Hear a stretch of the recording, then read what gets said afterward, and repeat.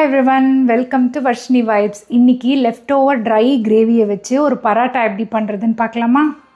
இது நேத்தி பண்ண லெஃப்ட் ஓவர் ட்ரை கிரேவி. இதில் கேரட்டு, பீன்ஸு, காலிஃப்ளவர், குடமிளகா, பட்டாணி எல்லாமே போட்டு ட்ரையாக பண்ணியிருக்கேன். இதை இப்படியே கொடுத்தா இவங்க சாப்பிட மாட்டாங்க. ஸோ இதை பராட்டாவாக நான் இப்போ கன்வெர்ட் பண்ண போகிறேன். எப்படிங்கிறத பார்க்கலாமா? இந்த காயை இப்படியே நம்ம ஸ்டஃப் பண்ண முடியாது. ஏன்னா பாருங்கள், இது எவ்வளோ பெருசு பெருசாக இருக்குது. ஸோ இதை ஒரு பொட்டேட்டோ ஸ்மேஷரால் ஸ்மாஷ் பண்ணிக்க போகிறோம். இந்த மாதிரி இப்படி நல்லா வச்சு மசிச்சிக்கணும் காயை. ஸோ இப்போ நல்லா மசிஞ்சாச்சு. இப்போ இதை வச்சு எப்படி பரோட்டா பண்ணலான்னு பார்க்கலாம். ஹோட்டலில் பண்ணுற மாதிரி எனக்கு பண்ண வராது. இதை நான் ஸ்டஃப் பண்ணி ரோல் பண்ணும்போது பிஞ்சு பிஞ்சு போய்டுறது. அதனால் நான் சிம்பிளிஃபைட் மெத்தடில் எப்படி பண்ணுறேங்கிறத காமிக்கிட்டுமா? ரொம்ப சிம்பிளுங்க. இது என்னென்னா 2 சப்பாத்தியை ரோல் பண்ணி வச்சுட்டுருக்கேன். இப்போ இதில் ஒரு சின்ன இன்னோவேஷன் பண்ண போகிறேன். என்னென்னா ஃப்ளேவருக்கோசரம் சீஸ் ஆட் பண்ண போகிறேன். உங்களுக்கு வேணும்னா நீங்கள் பன்னீர் ஆட் பண்ணலாம். என்கிட்ட இன்றைக்கி பன்னீர் இல்லைங்கிறதுனால நான் சீஸ் ஆட் பண்ணுறேன். எதுக்கு ஆட் பண்ணுறேன்னா இதில் ஒரு திக்னஸும் கொடுக்கும், ப்ளஸ் ஒரு ஃப்ளேவரும் இருக்கும். இதில் பார்த்தீங்களா, இது நல்ல பேஸ்ட் பதத்துக்கு இருக்குது. இப்போ இதை ஸ்டஃப் பண்ணிடலாம்.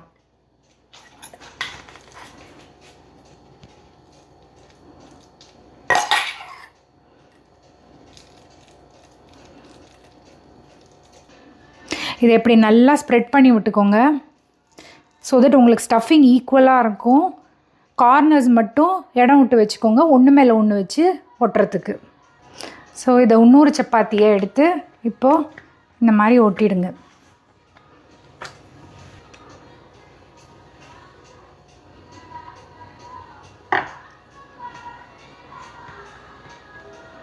கார்னர்ஸ் எல்லாம் நல்லா ஃபினிஷ் பண்ணிக்கோங்க ஒட்டி. ஸோ தட் வெளியில் வராமல் இருக்கும். நல்லா ஒட்டியாச்சு. இப்போ இது க்ளீனாக ரெடி ஆகிடுது. இப்போ கல்லில் போட்டு எடுத்துடலாமா? ஸோ இப்போ கல் சுட்டாச்சு. லேசாக எண்ணெயை ஸ்ப்ரே பண்ணிக்கலாம்.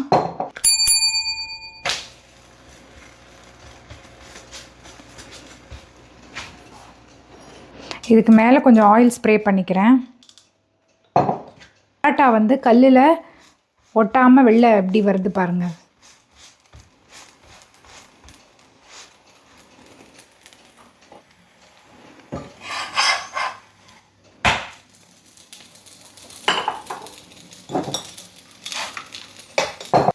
சிம்பிளாக பரோட்டா ரெடி. இது பிச்சா எப்படி இருக்குன்னு பார்க்கலாமா?